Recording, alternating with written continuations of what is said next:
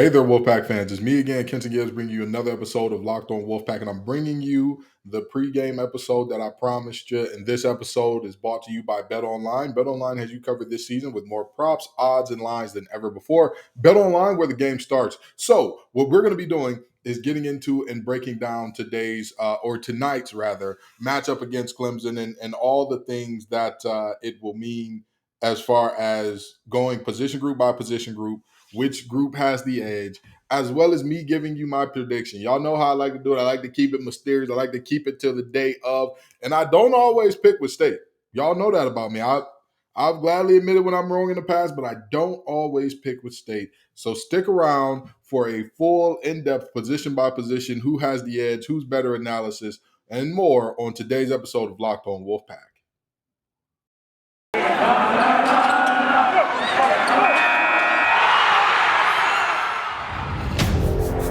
You are Locked On Wolfpack, your daily podcast on the NC State Wolfpack, part of the Locked On Podcast Network, your team every day.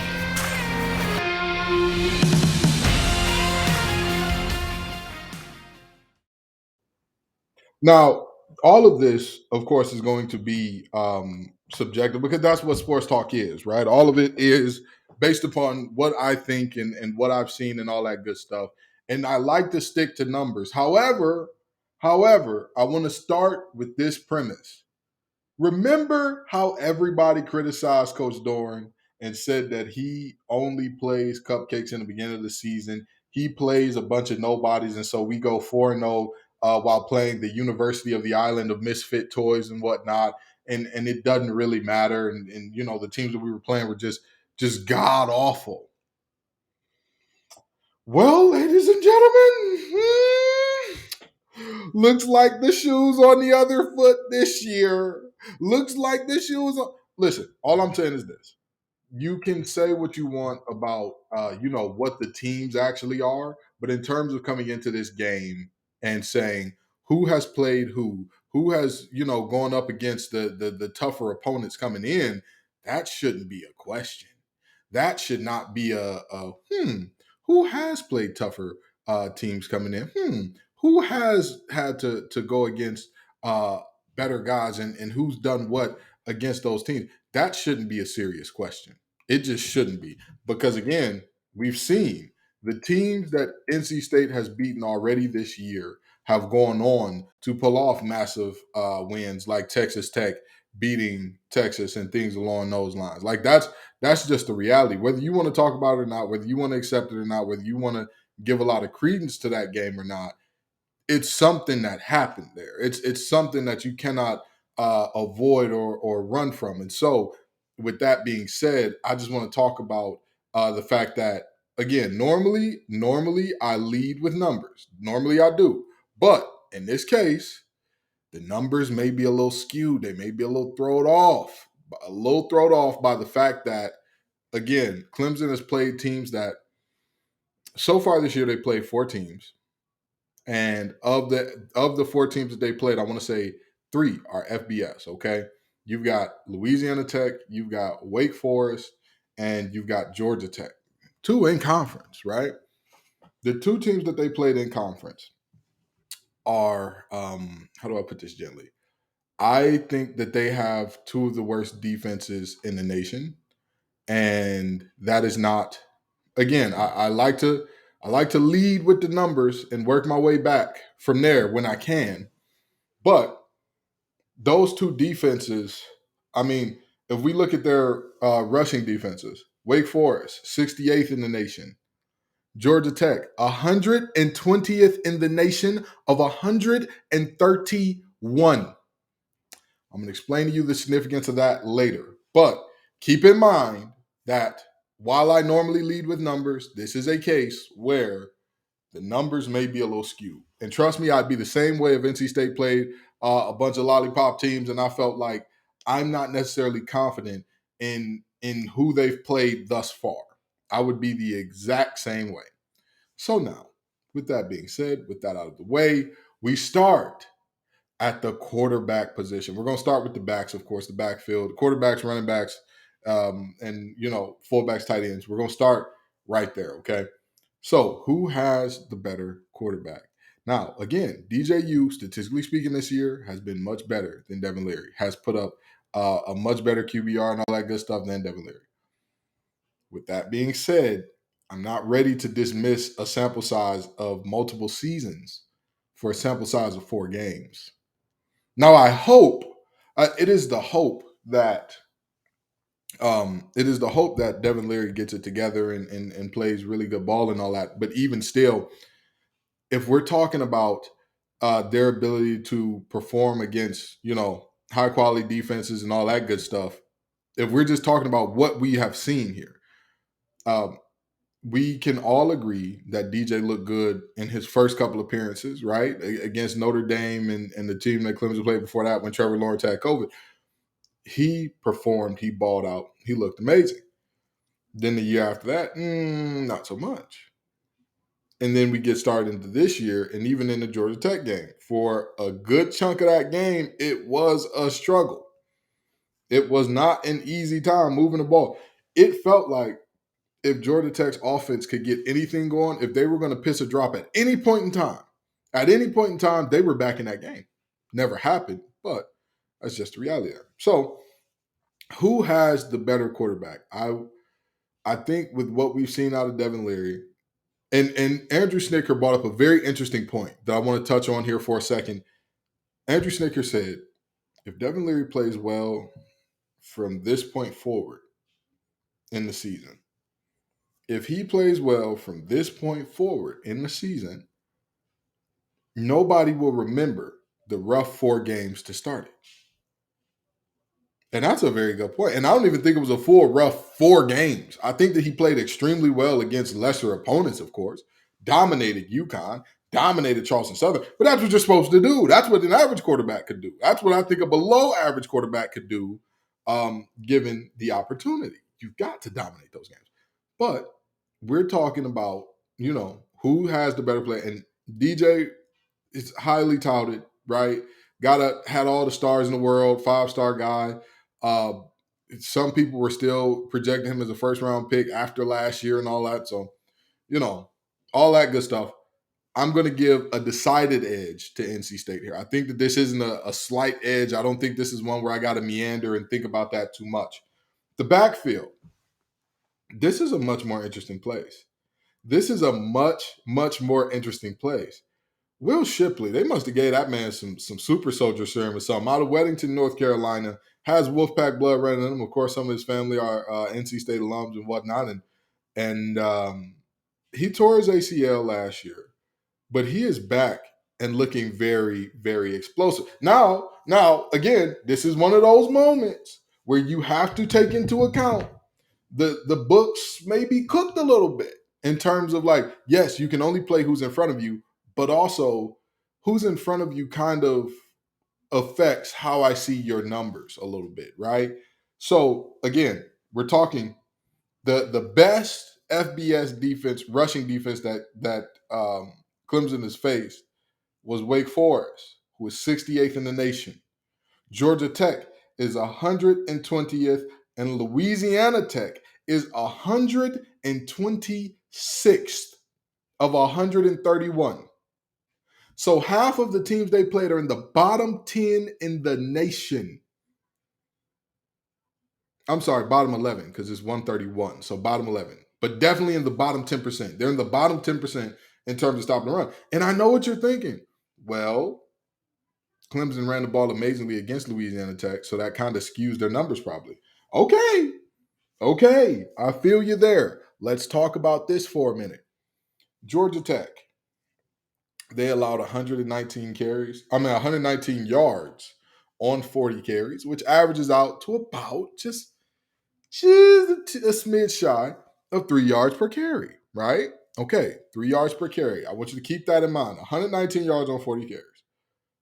Do you know who else did the exact same thing? Literally identical numbers. Identical. And let me check to make sure, because I saw this and I could not believe it. I was quite literally in disbelief. But the same numbers were put up against that Georgia Tech team by Western Carolina. Yeah. Yeah, I know. I know that some folks are gonna have a hard time believing that that's the case. I know that some folks are not going, they're gonna say I'm crazy. They're gonna call me everything but a good Christian for saying that. I am telling you, they beat Georgia Tech beat Western Carolina 35-17, and Western Carolina had 119 yards on exactly 40 carries.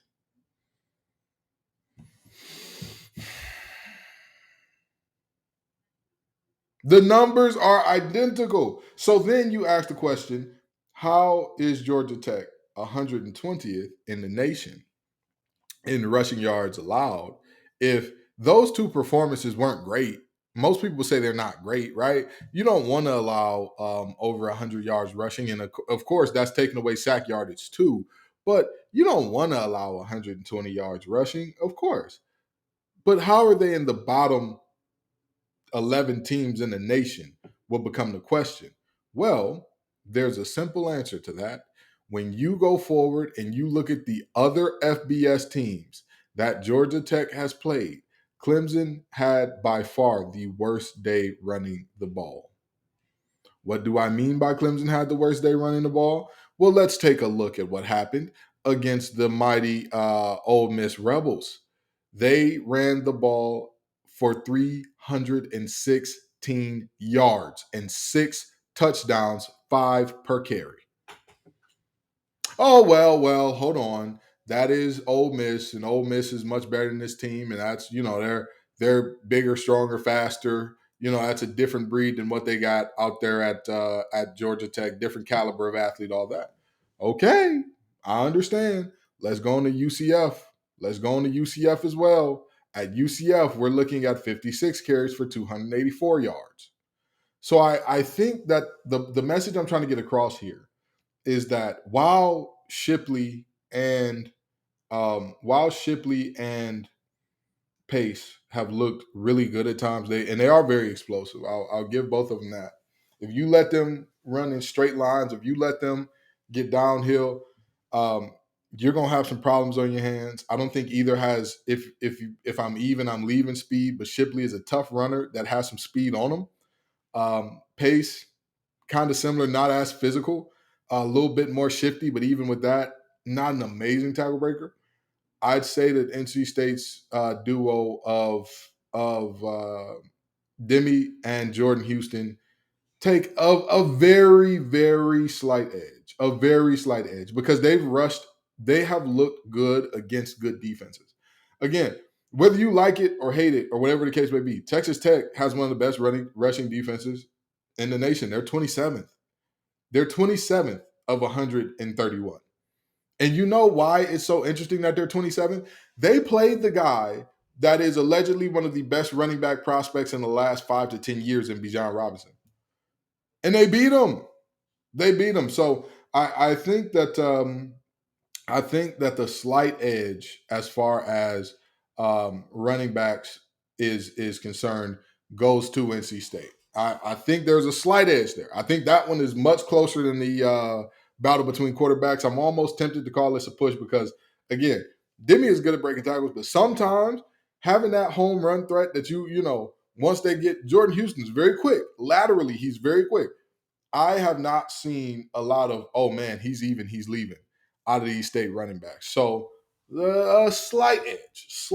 It's a very, very slight edge I would give to NC State's running backs. And in terms of the tight ends and fullbacks, this is the last thing I'm going to touch on before we go to break. But in terms of the tight ends and fullbacks, I think that the discussion is about Trent Penix being out, number one. And number two, the fact that Clemson's got some big body guys at that tight end position that are going to go up and high point the ball. Touchdown Tootle is good. Christopher Tootle is a guy I like a lot. I watch him play and I say to myself, man, he always finds a way to get open in that red zone. He always finds a way. He can sniff that goal line. He gets better the closer you get to the goal line, okay? But I would argue that Clemson is a little bit better in that area with as far as the tight ends and fullbacks go with what we have in terms of injuries to our tight ends. I would say that Clemson is definitely a little bit better at the tight end position. And that's not a knock on our tight ends. It's not saying that they're not quality, that they're not good players or anything like that. But Davis Allen and Drake Brainingstool, I'm not sure if I'm pronouncing Brainingstool correctly there, but those two, they're absolute ballers, and they're, again, just massive human beings. Davis Allen is 6'6", 250. That's tough. That's a tough guy to say to yourself, hey, we're going to make sure that he doesn't do anything against us, because he showed his ability to impact the game in terms of in the red zone last week, catching 2 touchdowns against Wake Forest. And, of course, Drake Browningstool, a little bit younger, but he's much in the same build. Another guy that's 6'6", big body, huge catch radius.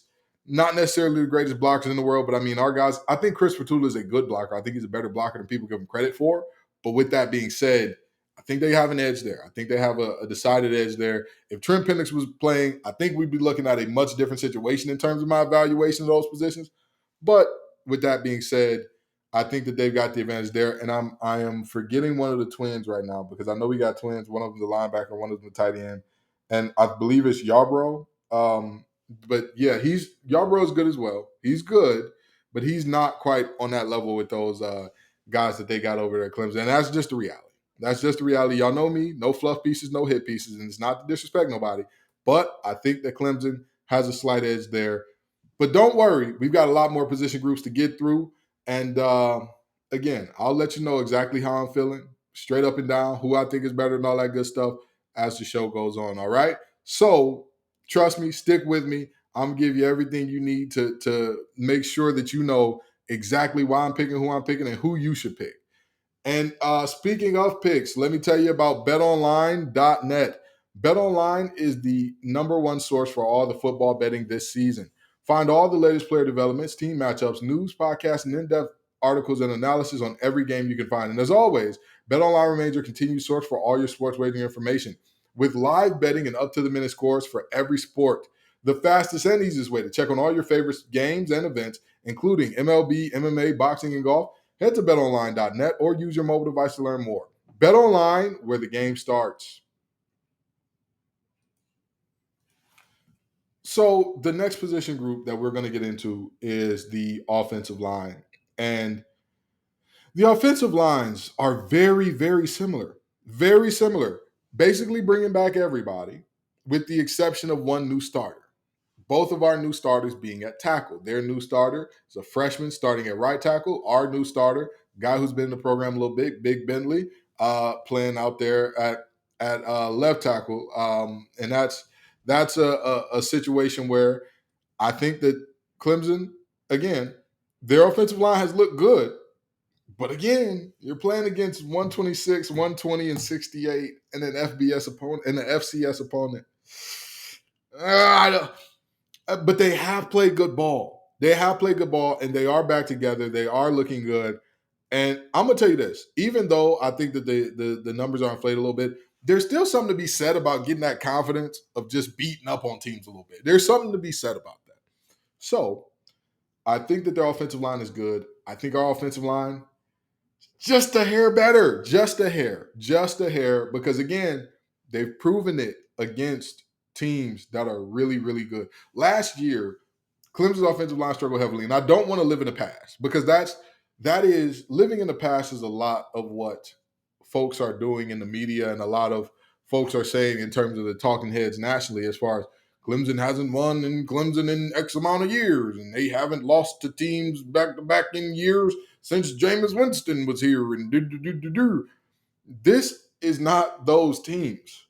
This team has things going on that a lot of these past teams have not. That a lot of those past teams have not. And this is not to disrespect nobody, but it's just the truth. Tosh Boyd ain't walking through that door. Deshaun Watson ain't walking through that door. Trevor Lawrence ain't walking through that door. I think, depending on the game or depending on how this goes, Kelly Bryant ain't even walking through that door. You see what I'm saying? You get where I'm going here. The reality is, this is not Brent Venables ain't walking through that door to call the defense. So this is not exactly what, to live in the past and all that.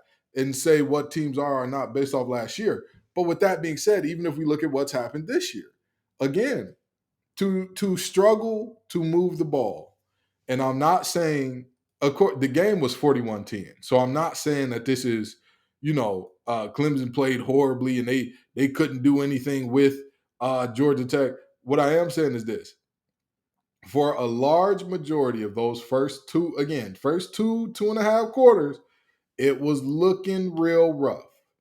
It was looking real. We're trying. It's just the fourth quarter. They blew the doors off the game. But before then, it's going into the fourth quarter. It was 24-10. So this was still a ball game at that point. This was not a type of situation where this was over by halftime, like it probably should have been, or like we have seen in some of Georgia Tech's other games this year. Because that Ole Miss game, that thing was over at halftime. They were down 21-zip at half. Or you go to UCF, which I don't think it was the same thing in terms of like it was over right away. I believe they were leading 13-7 at halftime. But that's UCF. That's still a team that is quote unquote below you in terms of Power Five, Group of Five, that went in with a little bit of a lead as well that was similar to Clemson's. So that's my only thing there. Now, this offensive line that they got, again, they're good. They're not terrible. I'm not saying that I expect our defensive line to absolutely maul and destroy them, and DJ will have no time and there will be no holes. They're going to get some plays off here and there, I believe.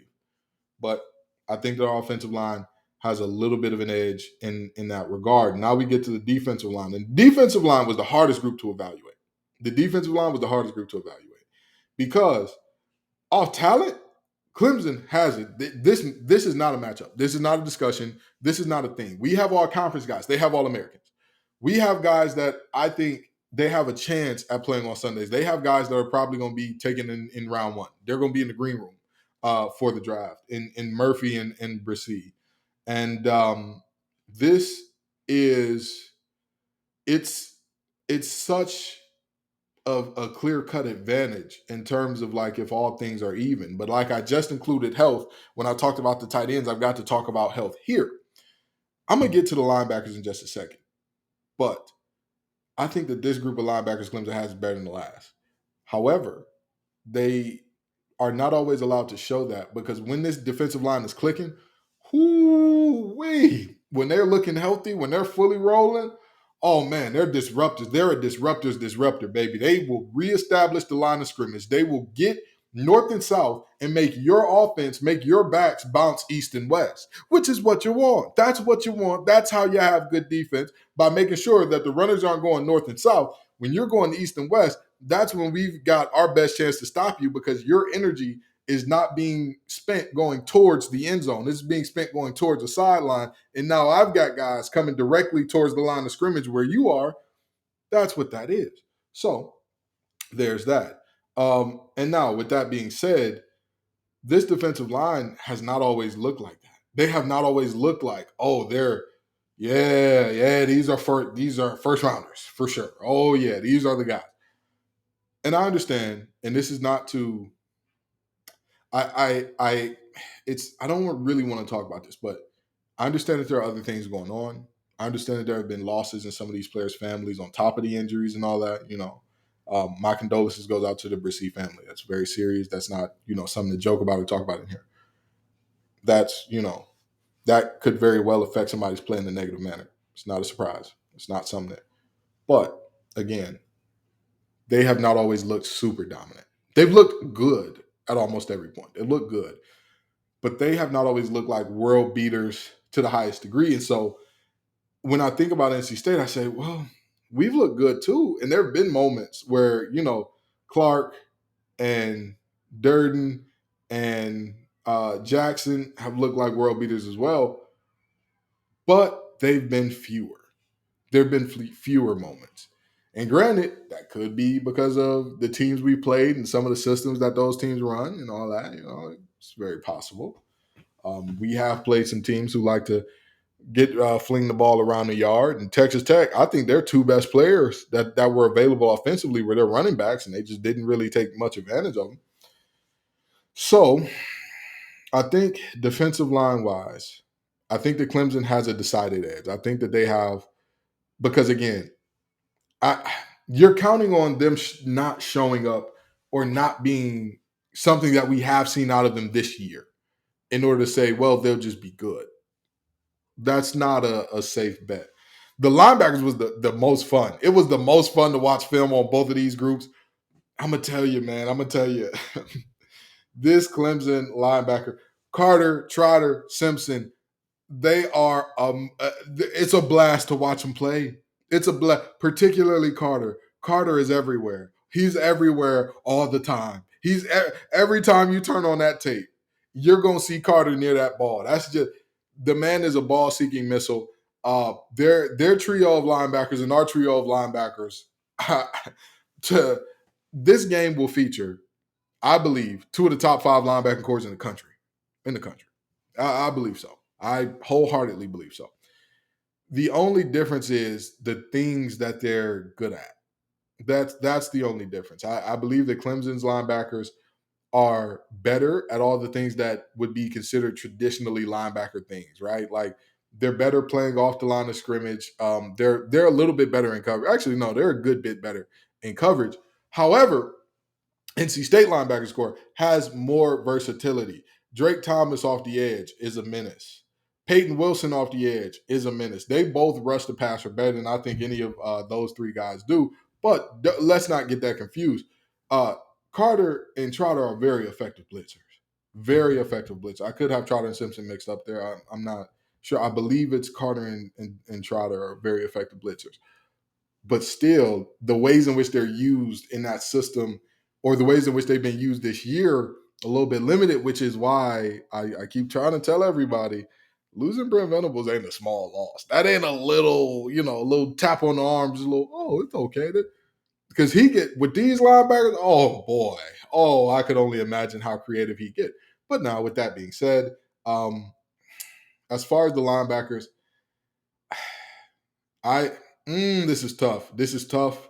And I wrote this down before the show, and I want to say it. I want to say it, but I'm gonna say this one is a push. These two, it's a battle of the titans. It's the irresistible force against the immovable objects. These two linebacking cores, absolutely phenomenal. You have to search and dig deep for a weakness, and even when you find that weakness, they don't have that weakness as a core. It's that one individual's weakness. It is. I think the NC State has a little bit more depth at the linebacker position, but Clemson's guys at the top do so much so good. It's crazy. It's crazy watching. And I'm not trying to fanboy out over them, but there's some ballers. There's some ballers. I think that we got some ballers as well. That's why I'm going to give that one a push. And now, the defensive backs. Whew. NC State has turned one of its biggest weaknesses into a strength overnight in terms of its defensive backs. I'm not sure if Tyler Baker Williams is going or not today, but he is a pivotal piece of this thing. However, the outside corners have been mauling everything that comes their way. And of course, the safeties are the safeties are the safeties. Tanner Engel doing his thing. Cyrus Fagan doing his thing. Devon Boykin is a playmaker's playmaker. Whenever you see him on the field, he is the defensive version of what Anthony Smith was last year for me. Whenever you see him on the field, doesn't matter if it's special teams, doesn't matter if it's lined up at safety, doesn't matter if it's lined up at nickel. Wherever you see him, he is going to make a play. Now those guys at Clemson, they're looking like a very unserious outfit at the moment. They're looking very unserious in terms of that secondary. Now, the thing that would hurt me most is if we were to turn around and make that secondary look a lot better than what it is. That to me would be like upsetting to no end. Upsetting to no end.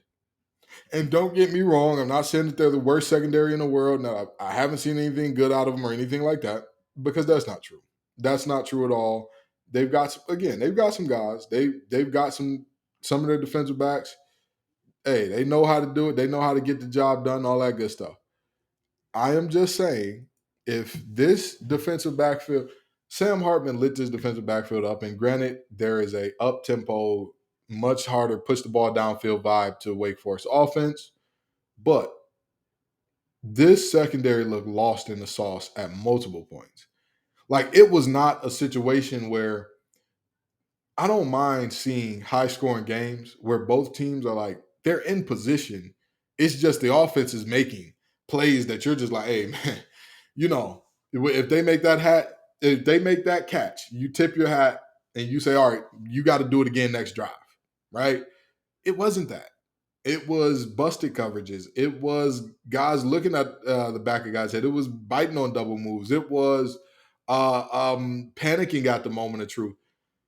I think NC State has a clear advantage in terms of corners. I mean, in terms of defensive backs. I think it's NC State has a very clear advantage. I make no bones about that. I make no qualms about calling that out. I think it's very clear that NC State has the advantage there, and it's kind of surprising because a lot of people were expecting Andrew Makuba to take like a next step and become that dominant lockdown guy, or Sheridan Jones to be the guy who he's been in the program for a while at Clemson, and folks were expecting him to come in and do certain things in terms of being the guy, and it just hasn't really materialized so far this season. So NC State gets a decided advantage there. And in terms of special teams, again, NC State special teams haven't looked good this year. They've looked phenomenal. They have won us games already this year. So I think Clemson special teams are good. I'm not saying that they're bad, not saying that they're useless or veckless and like there's no point. Not saying none of that. What I am saying is I put ours up against anybody. I put our special teams up against anybody. And it's kind of troublesome to me that you got a guy who just is recovering from a torn ACL, not only carrying the bulk of the load at running back for them, but also being the primary kick and punt returner in Will Shipley. That's a little troubling for me. That's, you know what I'm saying? Like, that's a little bit of a like, what? What are you doing? So that's just my thoughts there. And I'm going to give you my prediction in just a bit. But before I do, we have got to get a word in from our local sponsors. So the moment of truth has come, and I must give you my prediction on who I think wins this game. Okay, I think that there should be a inkling if you kind of add up and tally up who I've got winning what positions, and again you just do the numbers on it and say, well, who add up the numbers of these different position groups and see who I have winning in terms of that. But with that being said, I have NC State winning this game. I think Devin Leary figures it out. I think this is the game that he turns it on and he puts all of what's been going on so far in the past. And I think that Devin Leary and company, I think that the defense does enough, and I think that there's enough cracks shown in Clemson's armor that they chip away at. I think NC State gets it done 37-27. I think NC State gets it done 37-27. That's my prediction. That's my official word on this thing. Y'all heard it here first. So, again, I think that this will be a really entertaining game. I wouldn't be surprised if it was closer. I also wouldn't be surprised if the score was worse. But that's just what I think. I think that NC State has enough advantages to where if they don't, if the moment isn't too big and they don't piss down their leg, I think that this is the shot. This is the year to get it done. Thank you all so very much. Oh, before I go, I was asked to explain what QBR is, right? So QBR is different from passer rating in that QBR does not just factor in like what happened on the actual play. What was the result of the play, right? So, for example, if you throw 5 bubble screens and all 5 go for 50-yard touchdowns, you're on the books as having a 5 for 5 completion or 5 for 5, 100% completion percentage, 50 yards per attempt, 5 touchdowns, right? So by quarterback rating, you'd have a perfect or passer rating rather, not quarterback rating. By passer rating, you'd have a perfect passer rating, which in the NFL is 158.3. I don't know how high it goes in college, but you have a perfect passer rating. QBR factors in all things that you did. So, like, yes, if you threw 5 bubble screens for touchdowns, you would have like a slightly above average, but you're not going to have a crazy QBR because you didn't. The majority or bulk of the work was not done by you per se. And so, with that being said, it factors in how you run the ball as well. Again, as opposed to the average quarterback, the average score for a QBR is 50. Okay, 50 means you were perfectly mid, like you did what you were supposed to do, nothing more, nothing less. You didn't hurt your team, you weren't a net negative, but you didn't help your team a lot within the totality of what you did, so you weren't a net positive either. Below 50 means you have hurt your team a little more than you helped. Above 50 is like, okay, you've done some good things. Generally, when you get up into like the 80, 90 territory, you're looking at like Heisman talk. Like 70s, you're playing good ball. You're playing some really good ball. 80s, 90s, that's when you start talking about Heisman and records and all that type of stuff generally, because you're affecting the game positively above what a replacement could do at a very high level. I had a listener ask me for that, and I had not explained it yet. I don't believe it. So today, I wanted to take the time out to do that. But anywho, I hope y'all enjoy the game tonight. No having to get in Bally Sports or Fubo. That's great. We get to see it on ABC. Peace and love, y'all. And as always, go Pack.